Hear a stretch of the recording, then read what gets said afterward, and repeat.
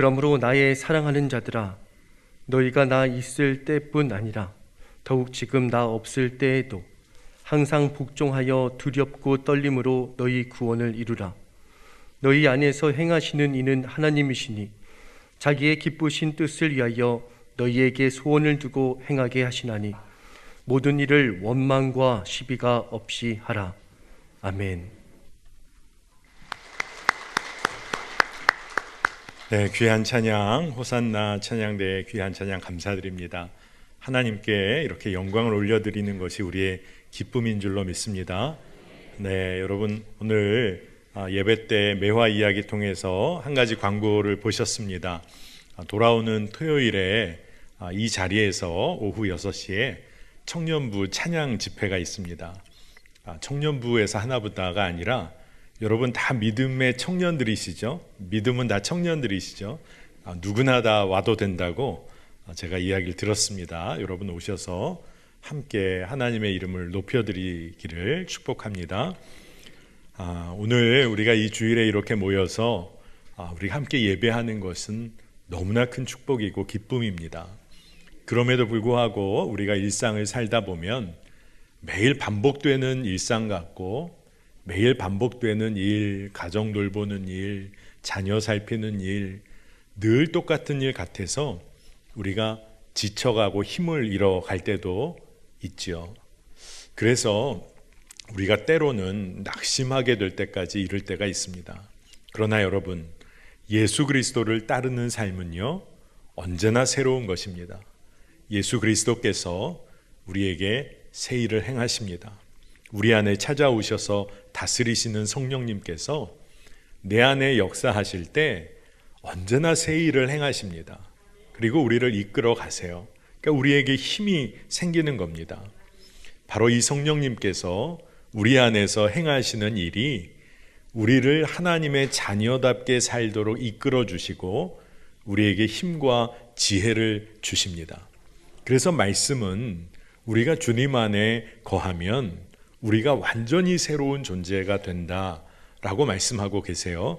너무나 잘 아는 말씀이지만 고린도후서 5장 17절 말씀 보면 그런즉 누구든지 그리스도 안에 있으면 새로운 피조물이라 이전 것은 지나갔으니 보라 새 것이 되었도다. 아멘. 이 말씀을 보면 조금씩 바뀌어 간다고 말하고 있지 않아요. 주님 안에 거하면 우리는 전적으로 새로운 존재다. 옛날 것, 예전 것 다 지나가고 새 것이 되었다. 아주 확실하게 선언하고 있는 것입니다. 그러니 바로 이 성령님께서 내 안에 오셔서 역사하시는 증거가 뭘까? 그리고 성령님은 어떤 일을 행하고 계신 걸까?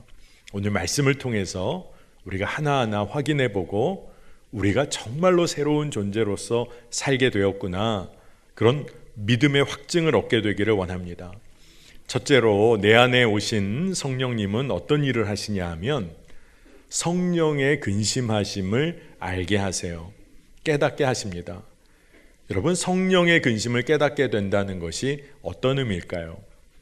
하나님의 뜻대로 살지 않게 되면 우리 마음이 성령께서 근심하심을 느끼게 된다는 거예요.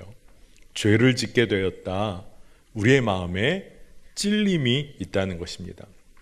여러분, 이런 것을 양심의 가책이라고 한다면 아마 성도님들 중에는 그렇게 물어보시는 분이 계실 거예요.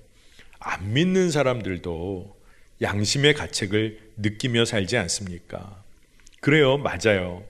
정말 믿지 않는 사람들도 양심의 가책을 느끼며 삽니다. 그러면 여러분, 뭐가 다를까요? 성령의 근심하심을 알고 사는 것과 양심의 가책을 느끼며 사는 것 사이에는 무엇이 다를까요? 여러분, 성령의 근심은 우리가 하나님을 기쁘게 해드리는 삶을 살지 못하게 될 때 우리의 마음에 성령께서 근심하심을 알게 된다는 겁니다. 예를 들어서 예수 안 믿는 사람들이요, 오늘 주일에 예배에 안 나왔다고, 예배 드리지 않았다고 그들이 양심의 가책을 느낄까요? 그들이 마음이 무거워질까요? 전혀 그렇지 않죠. 예수 안 믿는 사람들이 요즘 말씀 생활, 기도 생활 잘 안 한다고 양심의 가책을 느낍니까? 그렇지 않죠. 그런데 이상하게도 그리스도인들은 기도하지 않고 말씀 생활하지 못하게 되면 마음에 부담을 느껴요. 왜 그럴까요? 성령께서 우리 안에서 알려주시는 거죠. 우리의 삶에 문제가 생기기 시작했다는 것을 깨닫게 해주시는 겁니다. 하나님을 기쁘시게 하는 삶을 살고 있지 못할 때 우리의 마음속에 성령 하나님께서는 우리로 하여금 그 일에 대하여 깨닫게 해 주신다는 거예요. 여러분, 예수 믿으면 술, 담배 자동적으로 끊어집니까? 못 끊고 계신 분 여기도 계실지 모르겠어요. 저 못 끊는 거 많이 봤습니다. 그러면 달라진 게 전혀 없는 걸까요? 달라진 게 분명히 있어요.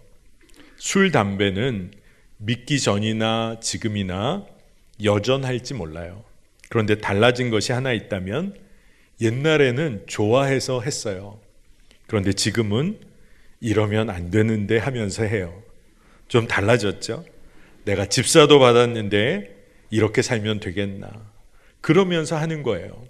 그런데 성령의 근심을 계속 느끼면서 깨닫게 해 주시니까 날마다 새로운 삶을 살기 시작하는 거예요. 그리고 은혜 가운데 절제하고 새로운 길을 결단하게 되는 겁니다. 성령께서 일하고 계신 거예요. 누가 그런 마음을 주시겠어요? 말씀 집회를 하다 보면 청년들 중에 큰 은혜를 받고 정말 하나님의 뜻대로 살아야겠다 결단하는 청년들을 제가 많이 만났었습니다. 그래서 전혀 다른 삶을 살겠다 정말 결단하고 이제 일상으로 돌아가는 거죠. 그런데 하루는 한 청년이 저에게 찾아왔어요.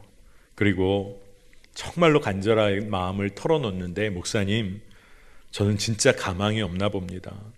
그렇게 은혜 받고 결단하고 돌아갔는데 제가 진짜 시간 벌써 얼마 지나지도 않았는데 제가 여지없이 죄에 무너졌습니다. 그러면서 얼마나 낙심을 하는지, 그래서 제가 그 청년에게 대답을 해줬어요. 그래, 죄에 넘어졌지. 그런데 예전 같으면 어땠을까? 죄에 넘어졌는지도 모르고 그냥 즐겁게 재미있게 살았을지 모르잖아. 그런데 오늘 지금 죄에 넘어진 것에 대해서 이렇게 안타까워하면서 애통해하는 마음을 갖게 된 것은 과연 무슨 일일까? 이 마음이 어디로부터 온 것일까? 성령님이 근심하고 계시다는 것을 네가 이제 알게 된 거야. 그 이야기를 해줬어요. 여러분, 달라진 게 없는 것 같아요? 아니에요. 완전히 달라진 거예요. 영적으로 민감해지고 건강해진 겁니다. 내가 하나님의 뜻대로 살지 못하게 될 때 그 일에 대하여 깨닫게 되는 거예요.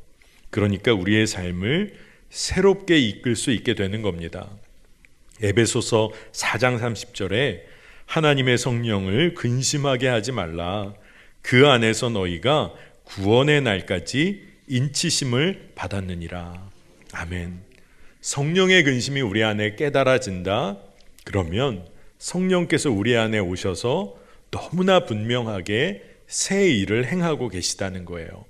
그러니까 성령의 근심은 우리를 양심의 가책만 느끼게 하고 머무는 것이 아니라 우리를 새로운 삶으로 이끄십니다. 그러니까 이 근심으로부터 우리의 삶의 방향이 완전히 바뀌어지기 시작하는 거예요.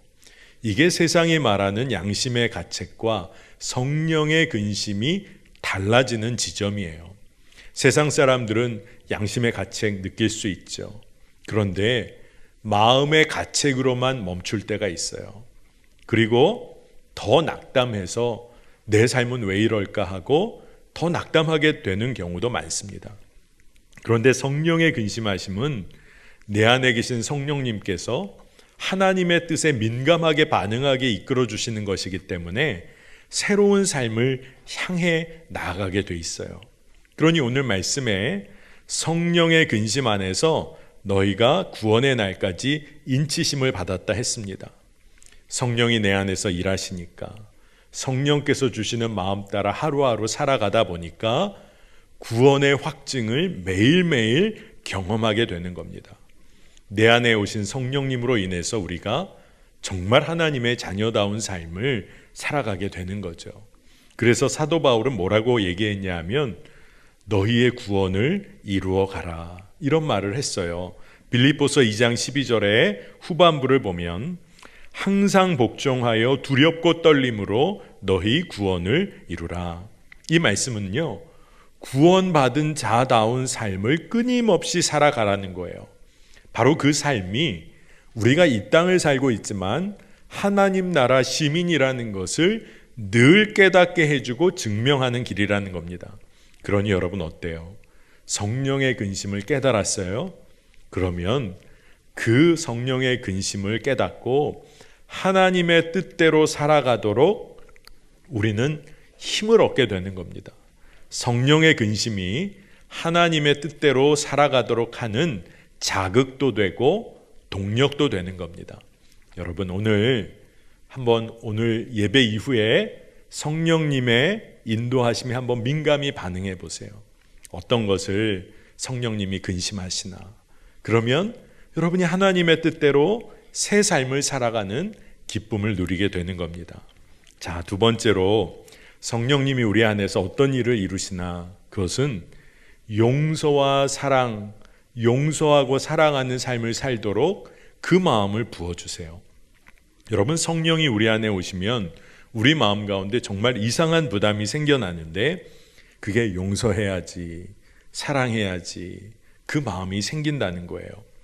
여러분 예수 믿자마자 손양원 목사님처럼 원수까지 사랑하는 마음이 자동적으로 갑자기 생기는 것은 아닙니다. 그런데 우리 마음에 분명한 변화가 생기기 시작해요. 여러분 한번 잘 보세요. 여전히 밉기는 미워요. 그래서 미워합니다. 근데 마음이 편치가 않아요. 마음껏 미워할 수가 없어요. 부담이 되는 거죠. 예수님 안 믿었으면 마음껏 미워할 텐데 그런 마음까지 드는 거예요. 그러니 미워하면서도 마음이 편하지가 않아요. 여러분이 누구와 심하게 다투었다고 한번 해봅시다. 그것이 가족이 되든 또 가까운 지인이나 친구가 되든 말이죠. 근데 하나님이 그때 여러분의 마음에 너 절대 물러서지 마라, 너 기필코 그 사람 꺾고 이겨라, 이런 마음 주시는 적 있나요? 그러시는 일 절대 없습니다. 아무리 내가 잘못한 일이 없어도, 그리고 내가 얼마나 억울한지를 하나님께 다 설명을 해도 하나님이 주시는 마음은 늘 한결같아요. 뭐죠? 너 용서해라, 너 품어라, 너 사랑해라, 그런 마음을 주신다는 거예요. 그러니까 성령님이 우리 안에 계시면 정말로 우리 안에서 일하시는 놀라운 일이 미운 사람이 있어도 속 시원하게 미워하지 못하도록 하나님의 마음이 자꾸 부어져요. 왜 그럴까요? 하나님은 그 사람을 사랑하시니까. 한 사람의 죄인일지라도 잃어버린 영혼을 하나님이 얼마나 사랑하시나, 그 마음이 우리 가운데 부어지는 거예요. 사실 하나님께서 그런 마음을 가지신 신실하신 분이시니까 우리가 자녀된 거죠. 우리 같은 사람도 하나님의 자녀가 된 거지요. 그러니까 우리는 정말로 성령님 우리 안에 계시기 때문에 정말 우리가 미워하려고 할 때 우리가 더 괴로워져요. 왜 난 용서하지 못할까? 난 사랑하지 못할까? 그렇게 생각하게 된다는 겁니다. 그래서 여러분 부부싸움 해서 여러분 이기시려면 어떻게 해야 돼요? 여러분 절대 기도하면 안 됩니다. 여러분 기도하면 지게 돼 있어요. 용서하고 사랑하게 돼 있어요. 여러분 부부싸움 했는데 기도의 자리에 나아갔더니 하나님께서 너 더 싸워라, 너 상대방 잘못 다 밝혀내라, 이렇게 마음 주시는 그런 경우가 있습니까? 결코 그런 응답 없어요. 용서해라, 사랑해라. 성령이 우리 안에 오시면 주의 마음 때문에 그렇게 행하게 되는 거예요. 요한일서 4장 12절에 어느 때나 하나님을 본 사람이 없으되 만일 우리가 서로 사랑하면 하나님이 우리 안에 거하시고 그의 사랑이 우리 안에 온전히 이루어지느니라. 아멘.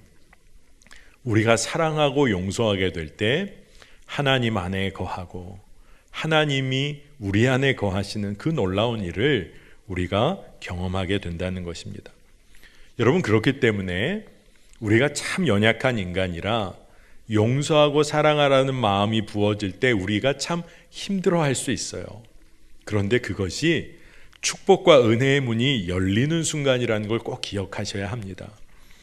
저는 참 제가 사랑하고 존경하는 분이 한 분 계신데 저희 할아버지세요. 평생 목회를 하시고 지금은 하늘나라에, 하나님 나라에 먼저 가 계시죠.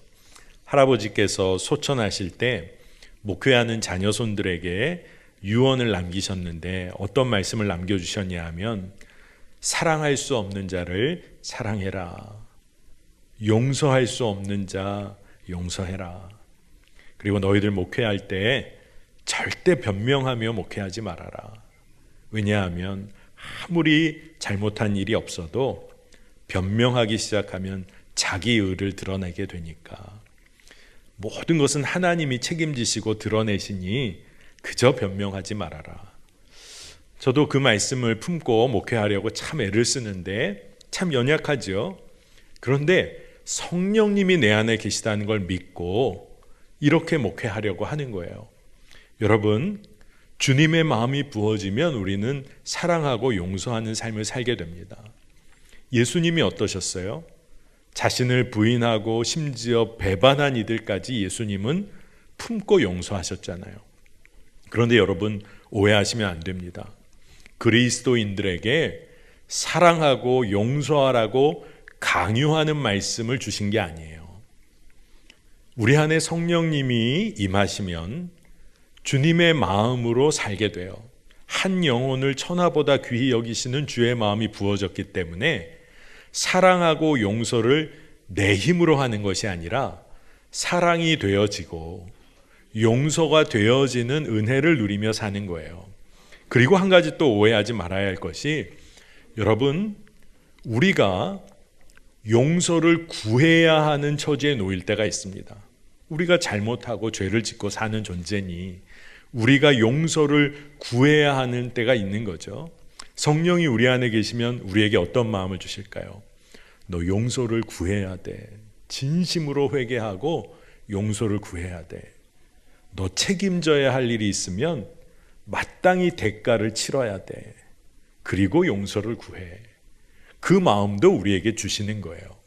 그러니 사랑하고 용서하고 용서를 구하고 대가를 지불할 것은 대가를 지불하게 하시는 것이 성령의 역사인 것입니다. 우리 인간의 마음으로는 감당하기 너무나 어려운 일이에요. 그런데 주님이 내 안에 살아 역사하시니까 이 일이 되어지는 은혜를 누리게 되는 겁니다. 그러니 이것이 뭐죠? 죄인 되고 연약하고 고집센 나는 예수 그리스도의 십자가에서 죽고 예수님의 생명으로 사는 삶을, 완전히 새로운 삶을 살게 되는 거예요. 그러니 성령님이 내 안에서 이 일을 행하신다는 것이 바로 구원의 증거가 되는 겁니다. 예전에 나는 도저히 감당할 수 없었는데 주님께서 나를 통하여 이 일을 하시니까요. 여러분, 이 축복을 누려야 합니다. 세 번째는 성령님으로 인하여 우리 삶에 어떤 새로운 일이 일어날까요? 하나님의 소원을 품게 됩니다. 빌립보서 2장 13절 14절입니다. 너희 안에서 행하시는 이는 하나님이시니 자기의 기쁘신 뜻을 위하여 너희에게 소원을 두고 행하게 하시나니 모든 일을 원망과 시비가 없이 하라. 아멘입니다. 이게 무슨 뜻이죠? 성령님이 우리 안에 계시면 어떻게 하면 하나님 기쁘시게 할까? 이런 마음에 소원이 생긴다는 거예요. 그리고 성도들이 서로가 서로를 존중히 여기면서 함께 주님의 일을 감당하기 시작한다는 거예요. 어떻게 하면 우리가 함께 하나님을 기쁘시게 할까? 이 일에 우리의 마음이 초점을 맞추게 된다는 겁니다. 보십시다, 여러분. 여러분들도 아마 기억을 한번 해보세요. 여러분, 믿음 생활 전에는 헌금하는 것에 관해 전혀 이해가 되지 않으셨을 거예요.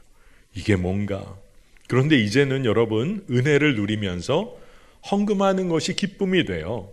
왜 그렇죠? 하나님이 이렇게 부어주신 은혜가 있어서 내가 헌금을 할 수가 있다니 참 감사하다. 어렵고 힘든 사람 도울 수 있고 하나님 나라 위에 헌신하게 되는 것이 기쁨이 됩니다.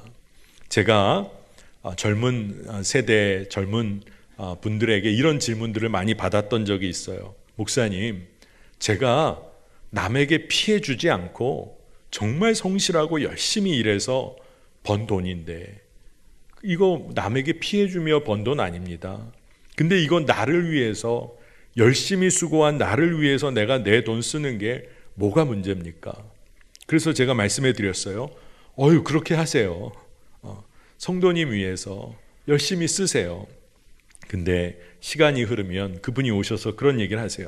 목사님, 열심히 벌어서 나를 위해 쓰는데 기쁨이 없어요. 처음에는 기쁜 것 같다가 그냥 마음이 공허합니다. 근데 하나님 나라 위해서 어려운 사람들, 주님이 관심하시는 정말 낮은 사람 위해서 재정을 조금이라도 흘려보내기 시작해 봤는데 목사님 정말 이상한데 그게 기쁨이 돼요. 그게 기쁨이 됩니다. 이런 고백을 하세요. 성령께서 우리 안에서 새로운 일을 행하기 때문에 그러세요.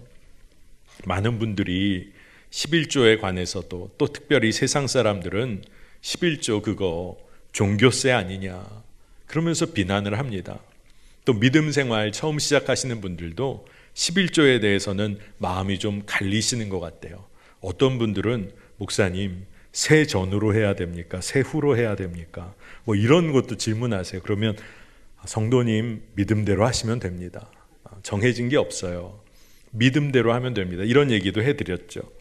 근데 제가 11조에 관해서 성도님들과 또 여기에 대해 질문하는 분들에게 이런 설명을 해드렸던 적이 있습니다. 믿음의 선배님들이 저에게도 해주셨던 말씀이에요. 한 교회가 자립이 되려면 온전한 11조를 드리는 성도 10명이 세워질 때부터 가능하다. 그런 얘기를 해주시더라고요. 생각해 보니까 정말 그래요. 10의 1조가 10개가 모이면 하나가 되잖아요. 그러니까 이 교회가 목회자 가정을 섬길 수 있으면서부터 그 교회가 이제 자립의 길로 들어서는 겁니다. 근데 그렇게 생각을 해보니까 진짜 놀라운 일이에요. 왜냐하면 본래 성서적으로 11조는 하나님께로부터 모든 것이 왔다는 것을 믿음으로 인정하는 헌금입니다. 그러니까 이 모든 게 하나님의 거예요. 그러니까 하나님께 다 바쳐야 맞는데 10의 1조를 구별해 드리면서 우리 삶 전부를 드립니다. 이런 고백을 하는 헌금입니다. 이건 진짜 귀한 것이죠. 나의 삶을 하나님께 완전히 맡기고 하나님이 책임져 주시는 헌금이에요. 근데 10의 1조가 10개가 모이면 어떻다고요? 한 생명을 살릴 수가 있는 거예요. 10의 1조가 또 10개, 또 다른 10개가 모이면 어떻게 돼요? 두 생명까지도 섬기고 살릴 수가 있는 거예요. 또 10의 1조가 10개가 더 모이면 어때요? 세 번째 생명 살릴 수 있는 거예요.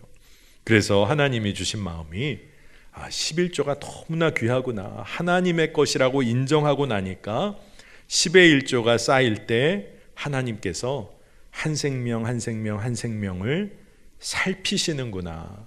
이걸 깨닫게 됐어요. 여러분, 성령께서 일하시면 우리가 재정을 하나님의 나라와 의를 위해 흘려보내게 될 때 내 안에 기쁨과 소원이 생겨요. 저도 목회를 하다 보면 여기 계신 분들 중에 아마 단기 선교 다녀오신 분들 꽤 있으실 겁니다. 왜 여름철에 휴가 다 내놓고 재정 다 내놓고 자기 재능과 은사 다 기부하면서 왜 척박한 땅에 가서 그 시간을 기쁨으로 어떻게 섬기고 오게 될까요? 하나님께서 부어주신 마음, 세상이 빼앗아 갈 수 없는 기쁨을 맛보기 시작했기 때문에 가능한 일이에요. 성령께서 우리에게 그 마음을 주세요. 여러분, 우리가 이 세상을 살아가는데 이 땅에 살지만 하나님 나라 백성답게 살면서 기쁨을 누리는 거예요. 여러분, 돈이 많아서 기쁠 수도 있고 성공해서 기쁠 수도 있어요. 그게 잘못된 게 아닙니다. 그런데 문제는 그 기쁨은 언젠가 사라져요. 그런데 세상이 못 뺏어가는 기쁨, 하나님의 마음을 품고 그 뜻대로 살아가는 기쁨이 있어요. 성령께서는 이것을 알게 하시고 하나님의 소원을 품게 하시는 겁니다. 마지막으로 성령이 우리 안에 살아 역사하시면 우리 안에 어떤 새로운 일이 벌어지냐 하면 전도를 하고 싶어져요. 하나님 나라 복음을 이야기하고 싶어집니다. 예수님을 증거하고 싶어져요. 여러분 중에 가족 중에 교회에 나오지 않는 가족이 있고 예수님 아직 알지 못해 구원받은 그 백성으로 살지 못하는 가족이 한 사람이라도 있다면 아마 여러분의 기도의 제목에 가장 간절한 기도 제목이 뭘까요? 주님, 교회 나오게, 우리 가족 교회 나오게 해주세요. 예수님 만나게 해주세요. 구원받은 인생 되게 해주세요. 눈물로 기도하게 되죠. 왜 그렇습니까? 주님의 마음이 그렇기 때문에 그런 거예요. 말도 안 되는 상상이지만 여러분 중에 여러분 너무 좋아하는 맛집이 있어요. 맛집. 근데 가족이 같이 안 가줘요. 그래서 여러분 새벽마다 울며 기도합니까? 가족이 그 맛집 저와 함께 가게 해주세요. 여러분 그런 기도 올려드립니까? 안 그래요. 나 혼자 가서 먹지. 그러고 맙니다. 여러분 왜 우리가 그렇게 가족 구원을 위해서 그리고 가까운 이들의 구원을 위해서 그렇게 기도할까요? 성령님의 마음, 한 영혼을 천하보다 귀히 여기시고 한 영혼 잃어버리는 것에 대하여 너무나 마음 아파하시는 예수님의 마음을 알게 되니까 복음을 증거하고 싶어져요. 심지어는 여러분이 복음을 증거할 때 성령님은 전할 말까지도 생각나게 해주세요. 마태복음 10장 19절 20절을 보면 너희를 넘겨줄 때에 어떻게 또는 무엇을 말할까 염려하지 말라.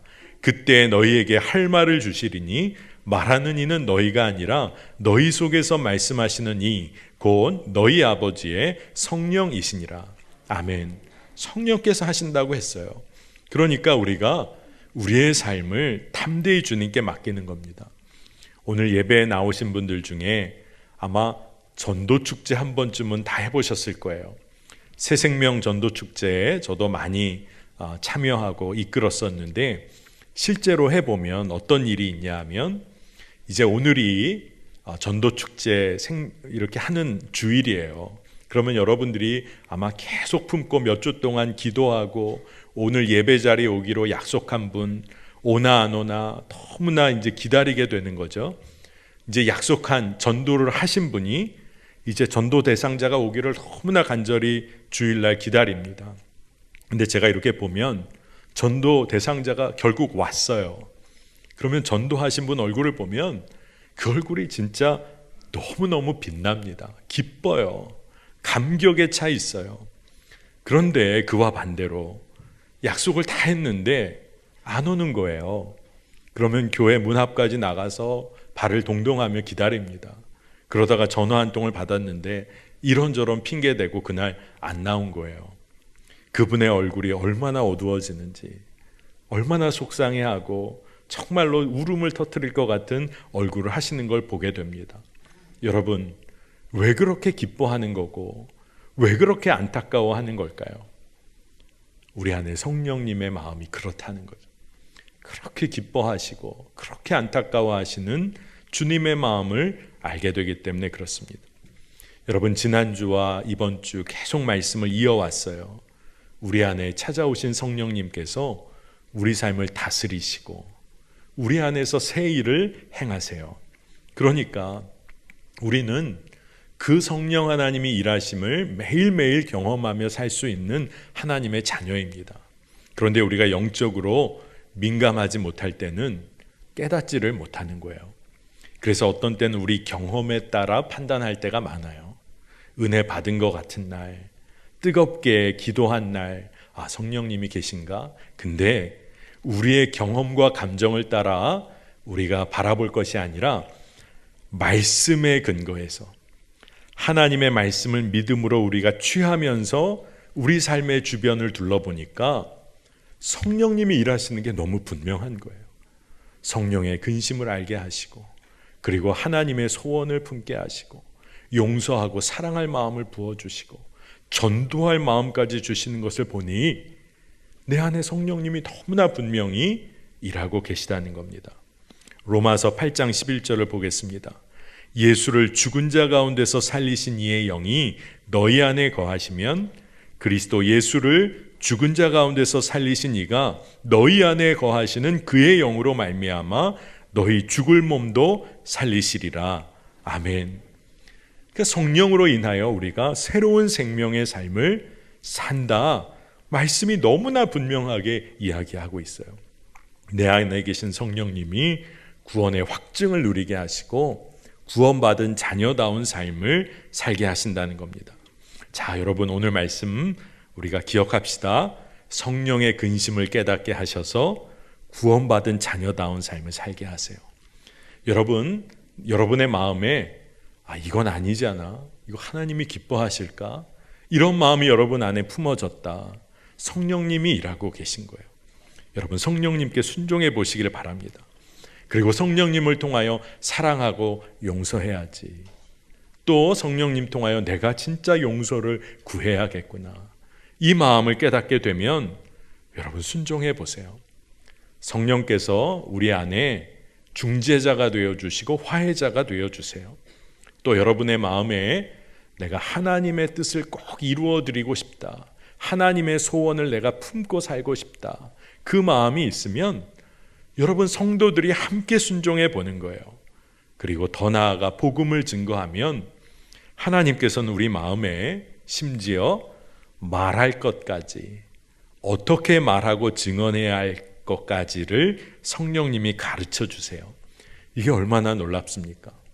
매일매일 우리가 일상이 반복되는 것 같아서 지쳐가고 낙심하며 삽니까? 아닙니다. 성령께서 매일매일 우리 안에서 새 일을 행하시고 우리가 무엇을 기쁨으로 감당해야 할지를 알려주세요. 그러니 여러분 성령님과 늘 교제하시는 삶을 올 한 해 충만히 누리시길 바랍니다. 영적으로 여러분이 더 민감해지셔서 사랑하고 용서하는 삶을 여러분 사시는 거예요. 손해보는 거 아닙니다. 왜냐하면 주님께서 여러분의 삶은 책임지세요. 그리고 아까 나눈 말씀처럼 성령님이 내 삶을 이끄시니까 우리가 할 수 있는 최고의 반응 중에 하나가 뭘까요? 우리의 삶을 그분께 맡겨드리는 거예요. 완전히 맡겨드리는 거예요. 그러면 성령께서 우리의 삶을 날마다 새롭게 이끄실 줄로 믿습니다. 아멘입니다. 우리 이 시간 기도하겠습니다. 하나님, 은혜를 감사드립니다. 주님의 날 마음껏 예배할 수 있는 주의 자녀 삼아주시니 너무나 감사합니다. 우리의 믿음의 눈을 열어주소서. 성령님이 우리 안에 역사하심을 놓치지 않게 하시고 구원의 확신 가운데 담대하게 하나님 백성답게 이 땅에서 살게 하여 주옵소서. 특별히 우리의 마음에 때를 따라 주시는 성령 하나님의 그 마음을 놓치지 않고 우리가 믿음의 담대함으로 순종하기를 원합니다. 일상에 지쳐가는 삶 아니라 날마다 새로운 삶, 믿음의 담대한 발걸음을 내딛는 성도의 삶을 우리가 이 땅에서 살게 하여 주옵소서. 감사드리며 예수님의 이름으로 간절히 기도합니다. 아멘.